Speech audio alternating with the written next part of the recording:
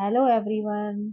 दोस्तों, आपने देखा होगा कि बहुत सारे लोग तो आजकल शादी करना ही नहीं चाहते हैं या फिर कई बार करना चाहते हैं, लेकिन किसी न किसी कारण से जो है उनकी शादी जो है वो डिले होती चली जाती है। यानी कभी एजुकेशन की वजह से, कभी सही जॉब नहीं मिल पा रहा होता है इस वजह से, कहीं कभी सही पार्टनर नहीं मिलता है इस वजह से। तो कोई ना कोई कारण जो है वो उनके जीवन में बना रहता है। तो क्या करते हैं कि कई बार जो है वो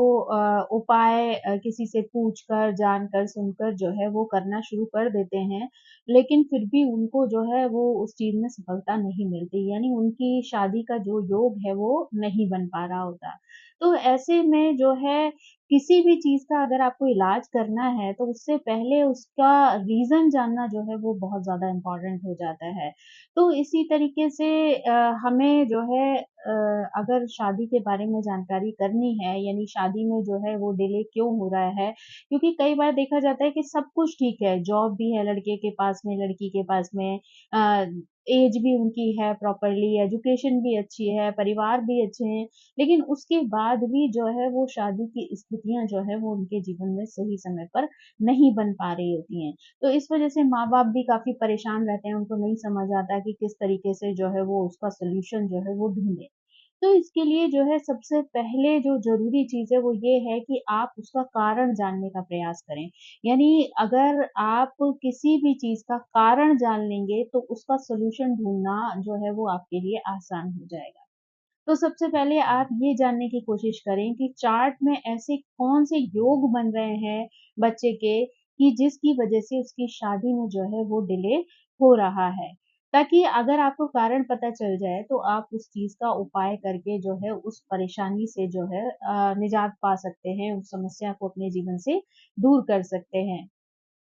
तो आज यहाँ पर जो है हम कुछ ऐसे ही कारणों को जानने का प्रयास करेंगे कि जिसकी वजह से जो है वो बच्चों की शादी में जो है वो डिले होता रहता है और वो पेरेंट्स के लिए एक बहुत बड़ा टेंशन बन जाता है। तो बेटर है कि अगर माँ-बाप जो है वो जाने कि कौन-कौन सी ऐसी प्रॉब्लम जो है वो बच्चे के चार्ट में है जिससे कि उनको ये प्रॉब्लम आ रही है, यानी मैरिज में डिले होने की जो है वो समस्या आ रही है। तो शायद उनके लिए जो है उसका रास्ता ढूँढना आसान हो जाएगा।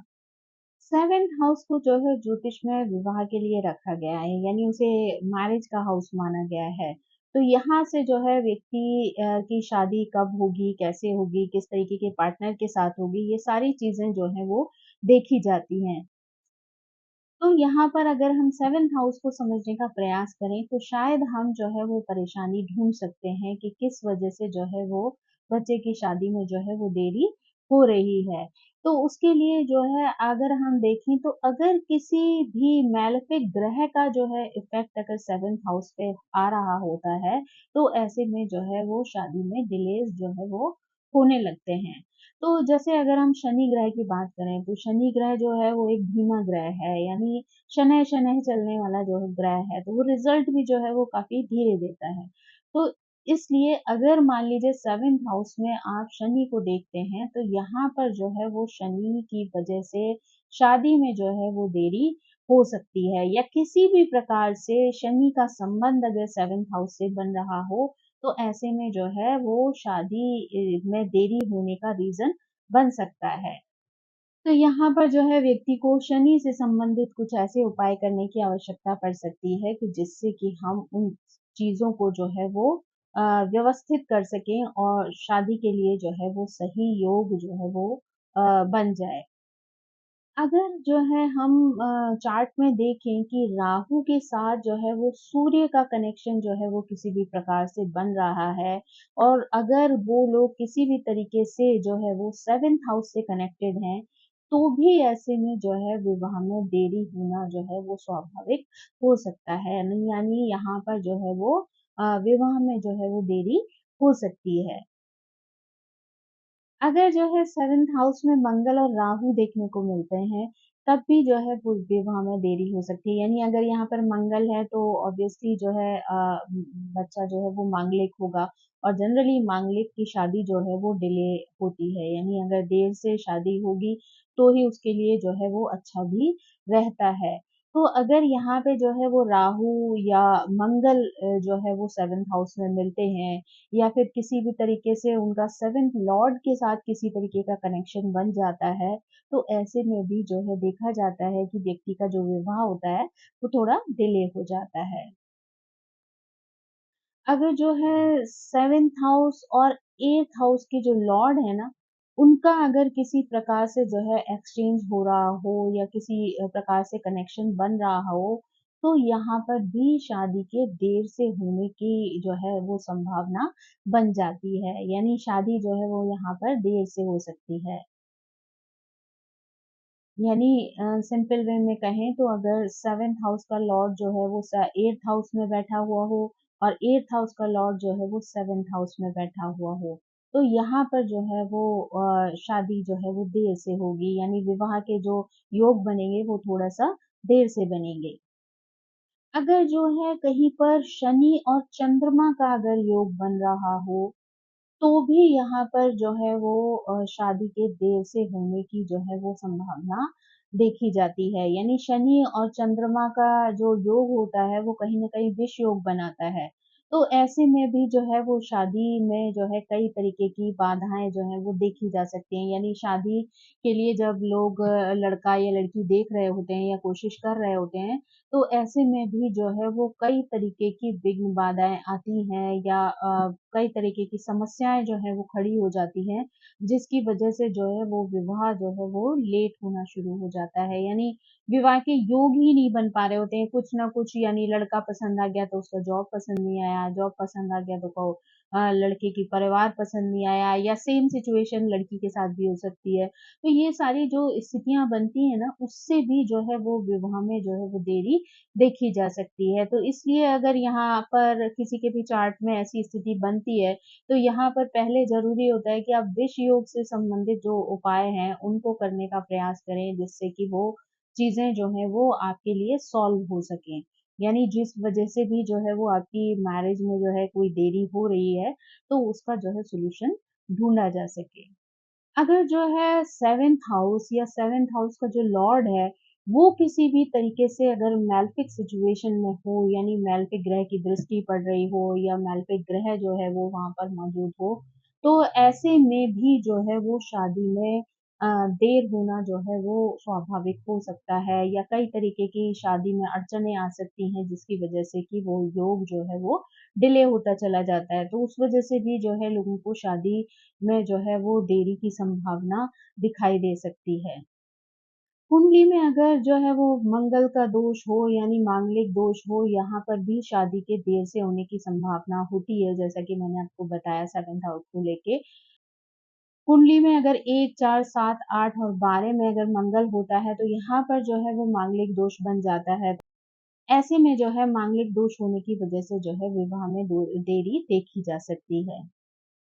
अगर शनि 7th हाउस में हो, तो ऐसे में जैसे कि मैंने बताया कि शादी जो है वो डिले हो सकती है। तो यहाँ पर व्यक्ति को जो है वो 32-33 साल तक जो है वो थोड़ा-सा इंतज़ार करना चाहिए, शादी को लेकर बहुत ज़्यादा जल्दबाज़ी नहीं करनी चाहिए। क्योंकि अगर आपकी शादी में डिले वाला योग है ऑलरेडी और आप बहुत ज़्यादा जल्दी करते हैं या किसी वजह से भी वो शादी कर लेते हैं, तो बाद में कई तरीके की समस्याएँ आती हैं, यानी शादी जो है वो कई बार आपके लिए एक बड़ा चैलेंज जो है वो बन जाती है। वो अगर 7th हाउस में बैठा हो और शुक्र और गुरु के साथ अगर विरोधाभास स्थिति में जो है वो संबंध बना रहा हो, तो यहाँ पर जो है वो शादी के देर से होने के कारण पैदा हो सकते हैं। यानी शादी जो है वो देर से हो सकती है, यानी विवाह की स्थितियाँ जो भी बनेंगी ना, वो किसी न किसी वजह से जो है, कोई न कोई ऐसा कारण बनता चला जाएगा कि जिसकी वजह से जो है विवाह में देरी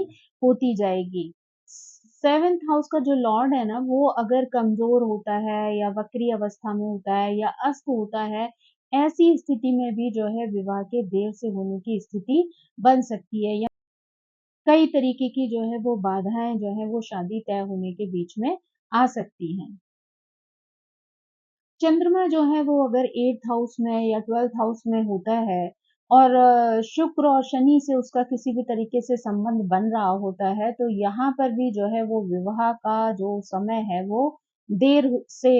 जो है बनता है, यानी 35 साल की आयु तक जो है वो मुश्किलें जो है वो विवाह में आ सकती हैं, यानी शादी जो है वो डिले हो सकती है ना? अगर 7th हाउस का जो है संबंध यूरेनस के साथ बन रहा हो ना, तो भी जो है वो शादी में कई तरीके की बाधाएँ देखी जा सकती हैं और ये स्थिति जो है वो शादी में देरी का कारण बन सकती है। अगर जो है राहु 2nd हाउस में होता है और शुक्र जो है वो 3rd हाउस में हो, तो यहाँ पर भी जो है वो शादी में देरी देखी जा सकती है, यानी शादी जो है वो डिले हो सकती है। 6th हाउस में और 8th हाउस में अगर चंद्रमा होता है या फिर जो है 4th हाउस में शुक्र हो, तो यहाँ पर भी जो है शादी में देरी देखी जाती है। यानी ये भी एक तरीके का योग है जहाँ पर कि जो है शादी डिले होती चली जाती है व्यक्ति की, है ना? तो काफ़ी देर से जो है वो विवाह के योग बनते हैं। शुक्र अगर बुरी स्थिति में हो, है ना, अस्त हो या किसी भी तरीके से मालेफिक ग्रह की दृष्टि पड़ रही हो, तो यहाँ पर भी जो है वो शादी के देर से होने की स्थिति बन सकती है या आफ्टर मैरिज भी जो है वो कई तरीके के चैलेंजेस जो है वो देखे जा सकते हैं। अगर जो है 7th हाउस का जो लॉर्ड है ना, वो अगर 5वें घर में या फिर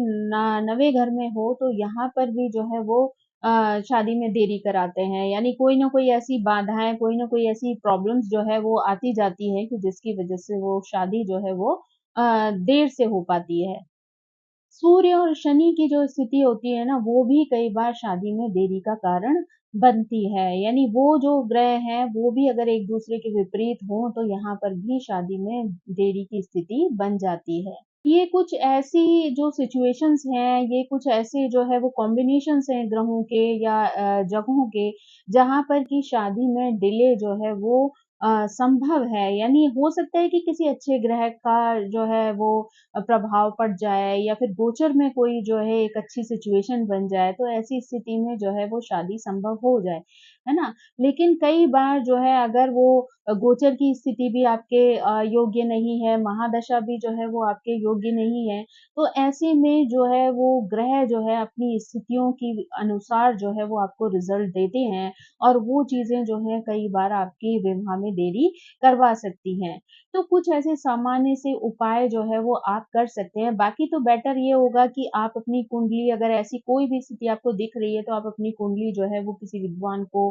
दिखा लें, जाँच करवा लें। तो वो आपकी सिचुएशन के अनुसार यानी जिस ग्रह के प्रभाव की वजह से वो सिचुएशन बन रही है, तो उससे संबंधित उपाय वो आपको दे सकते हैं। तो उससे बेटर होगा कि वो चीज़ें जो हैं वो आपके लिए पॉज़िटिव हो जाएँगी और आपके लिए वो स्थिति जो है वो अच्छी रहेगी। यानी आप जिस चीज़ का इतने टाइम से बेसब्री से इंतज़ार कर रहे हैं, वो चीज़ करना जो है वो आपके लिए आनंद का कारण बन जाएगा। यानी ऑब्वियसली अगर किसी की जो है मनोकामना पूरी हो जाए, अगर वो शादी के लिए वेट कर रहा है और वो चीज़ उसको जो है समय पर हो जाए, तो वो स्थिति जो है वो ऑब्वियसली आपके लिए बहुत अच्छी हो सकती है। तो ये है कि यहाँ पर अगर आप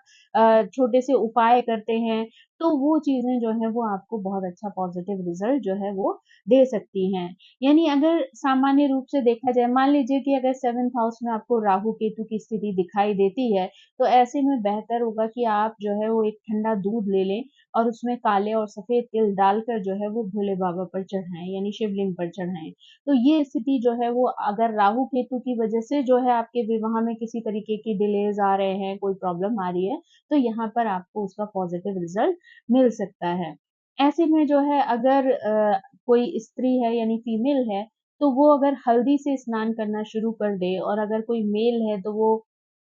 चंदन पाउडर से जो है वो नहाना शुरू कर दे, तो ये चीज़ भी जो है वो आपको पॉज़िटिव बना सकती है। यानी उससे भी जो है आपके लिए एक पॉज़िटिव रास्ता जो है वो धीरे-धीरे निकल सकता है। यानी हाँ, क्योंकि गुरु जो हैं वो अगर देखा जाए तो स्त्री के लिए गुरु ऐसे जो है वो ग्रह हैं जो मैरिज का संयोग बनाते हैं। तो ऐसे में अगर आप हल्दी से नहाते हैं या हल्दी को जो है वो प्रयोग में लाते हैं, उपटन आदि में जो है यूज़ करते हैं, तो वो आपके लिए जो है वो अच्छा रिज़ल्ट यानी गुरु को स्ट्रॉन्ग कर देगी, तो आपके लिए जो है विवाह के योग बनना ईज़ी हो जाएँगे। ऐसे में जो है स्त्रियाँ